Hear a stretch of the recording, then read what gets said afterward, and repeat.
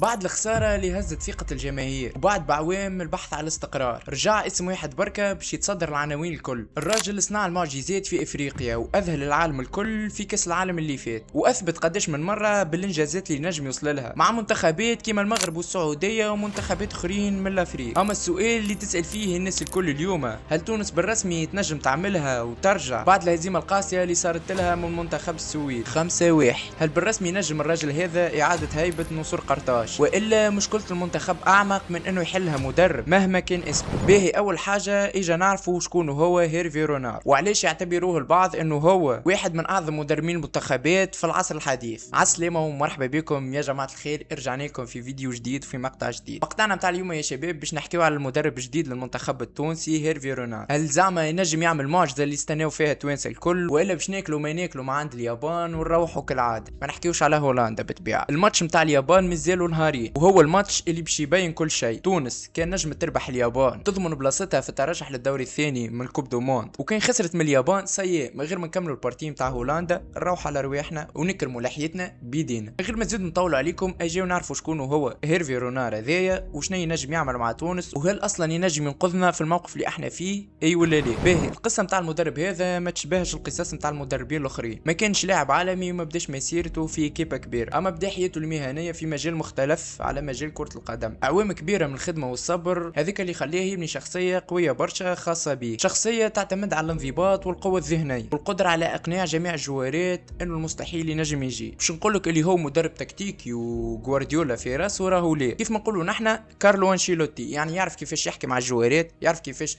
يعمل احاطه بالجوارات، يخلي فيهم الجرينتا، يخلي فيهم الروح باش يقاتلوا لاخر دقيقه في الماتش. وهذا اللي يفتقد له المنتخب الوطني التونسي في جوارات. السيد خسر 3-0 يجري في التيران تخش عليه رابح 3-0. اللحظه الكبيره اللي غيرت تحيه المدرب هذايا جات بديت من الافريق في عام 2012. وقتها شد منتخب زامبيا، منتخب ما كانش مرشحينه الناس للمنافسه اصلا. العباد الكل كانوا يتوقعوا انه باش يروح على بك، لكن مدرب رينار كان عنده راي اخر. بروح قتاليه استثنائيه نجم يقود زامبيا لواحده من اكبر مفاجآت كره القدم الافريقيه، بطوله كاس افريقيا. انجاز وقتها دخل التاريخ. خيلوا من ايكيبا ما كانتش مرشحه جمله انها باش تنافس اصلا وانها باش تتعدى للدوري الثاني، انها في الاخر تهز البطوله. بعدها بسنوات عاود المعجزه هذه مع منتخب ساحل العاج، ولا اول مدرب في التاريخ يفوز بكاس افريقيا مع زوج منتخبات من الافريق مختلفين، واثبت اللي النجاح ما نجمش يكون صدفه. حبيت نقول لكم انه شد ساحل العاج وهز معها افريقيا بعد ما كان فيها مدرب انتم ما تعرفوه على الاخر، صبري اللموش، اللي هو مدرب تونس قدام السويد كلا 5 وقدام بلجيكا كلا 5 وخميس عليه. وبعدها انتقل لتجربه جديده مع المنتخب السعودي. ونتذكروا الناس الكل في كوب دو موند 2022 شنو الانجاز اللي عمله المدرب هذا، اللي هو قدر انه يربح الارجنتين في دوري المجموعات. ومن وقتها ولا اسم المدرب هذا مرتبط بحاجه واحده، مدرب قادر على صنع المعجزات. تو نجيو زعما علاش اختارته تونس. انا ما نحبش ندخل من الحكايات اللي تحت الطاوله، خاطر فما برشا حكايات رانا ما نعرفوهمش من الجامعه التونسيه ومن المدرب اصلا ومن برشا حكايات اخرين في الخفيه. اما حسب فكرتي انا بالنسبه للمدرب، هو جاي ما عنده ما يخسر ويحب يشارك في كاس العالم ويحب يدرب تونس. كان جاء اي منتخب واحد اخر روق بالبيه بيقول قايل علاش. اول حاجه هو ما عنده ما خسر حتى شيء كيف ما قلت لكم. ثاني حاجه يحب يشارك في كوب دو موند. ثالث حاجه ينجم يكون هو اللي عرض روحه على المنتخب الوطني التونسي كيف ما قاعدين يقولوا برشا، خاطر قاعد من غير حتى منتخب ومن غير حتى مشارك، وحب انه يصنع التحدي هذايا بينه وبين روحه. طبيعتها في الاخر حتى حد ما هو باش يلوم عليه، كان جاب الانجاز وقدرت انه تترشح تونس. الناس الكل باش تولي تحكي عليه وباش تكتب اسمه في التاريخ مره اخرى. وكان مقدر يعمل شيء لا قدر الله وروحت تونس، ماهوش باش يلوم عليه حتى حد وقتها، خاطر جا في وضع ماهوش باهي، ماهوش هو اللي حضر الكوب دو موند من الاول. باهي، وبالنسبه للجامعه التونسيه، الجامعه انا راني ما نحبش نحكي عليها جمله، خاطر هي اللي دخلتها في حيط من الاول. انت كي عرفتها من الاول اللي هو مدرب ماهوش كف صابر عليه لويش، معناتها ما تتحرك الجامعه الا ما الدنيا الكل تدخل في الحيط والكيب ناسيونال تدخل بعضها. تخيلوا انتم في عامين برك المنتخب الوطني التونسي بدل 5 ولا 6 مدربين، يعني ما فماش حاجه اسمها مشروع للمدى الطويل. نشوفوا دول مجاوره كيما المغرب كيما مصر كيما السعوديه، كلهم بريسك عندهم مشاريع المدى طويله وجايبين مدربين وعاملين مشاريع وصابرين عليها. بالنسبه لي انا الجامعه اللي في تونس لازمها ترجع روحها وترجع القرارات اللي قاعده تاخذ فيها. وانا نتمنى انه بعد الكوب دو موند واللي باش يصير فيه خلي يصير، يخليوا المدرب هذا وما يجيبوش مدرب واحد اخر، خاطر لازم يتصنع مشروع كروي. كيفاش يتصنع مشروع كروي؟ تجيب مدرب باهي كيما سي المدرب هذا، الجوارات اللي عندك لهنا وحتى الجوارات اللي باش تستقطبهم من برا لازمك تقنعهم باش يجيو اللي فما مشروع قاعد يتبنى، وبعدها تنشوفوا كيفاش باش تولي وين باش تولي ليكيب ناسيونال. باهي اجي نجيو طول السؤال اللي تستناو فيه الناس الكل، هل اسكو تونس تنجم تربح اليابان وتترشح للدور الثاني من الكوب دو موند اي ولا لا؟ عاطفيا بالنسبه ليا انا حلفت باش ما عادش نمشي نتفرج، اما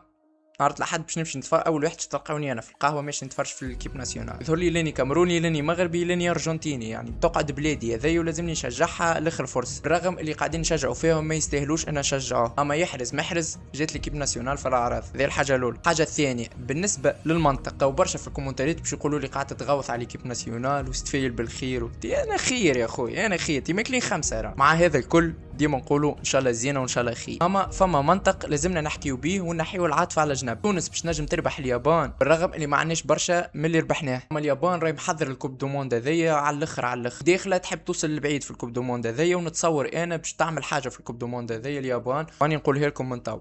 تفرجوا في اليابان واستناوا اليابان. بالنسبه طرح هولندا ذاك ما نحكيوش عليه خاطر اخر طرح، وانا بالنسبه لي انا حاسه 50-50 هذاك. يقول قايل علاش انا ما عنديش ثقه ان نجموا نترشحوا للدوري الثاني. اول حاجه نفسيه الجوارات اهتزت على الاخر، ماكلين خمسه في ماتش بلجيكا، ماكلين خمسه في ماتش السويد، اصلا داخلين ماتش السويد وهم تحسهم خايفين ما همش فاهمين شيء. 3 بونتوات بريسك اللي ماركيتهم السويد هما اخطاء فرديه من جوارات التوانس، تعرف انت اللي هما داخلين ما عندهمش ثقه في رواح. هذه النقطه الثانيه. النقطه الاولى قلنا اليابان كاسحه على الاخر داخله محضر الكوب دو موند هذي. النقطة الثانية قلنا نفسية الجوارات التوانسة في الأرض. النقطة الثالثة هي إقالة المدرب. ما نعرفش كان الخبر سمعتوا به ولا، فما 8 جوارات مشيوا للمدرب اللي أقالوه صبري اللموشي وقالوا له كان باش يقيلوك انت ويجيبوا مدرب واحد آخر، أنا نحن بزاد باش نمشيو من ليكيب ناسيونال. نحب نقول حاجة كان الخبر هذا صحيح، برس أمكم يا الجامعة التونسية ولا ما نعرفش أنا شكون، قولوا لنا شكونهم 8 جوارات هذوما، قولوا لنا 8 جوارات هذوما شكونهم، نحبوا نعرفوهم 8 جوارات هذوما اللي حكيوا هكايا معناتها يلعبوا على خاطر المدرب. ما نعرفش أنا جايين شيخي. ان شاء الله اللي حكيته ذا الكل يقع توقعات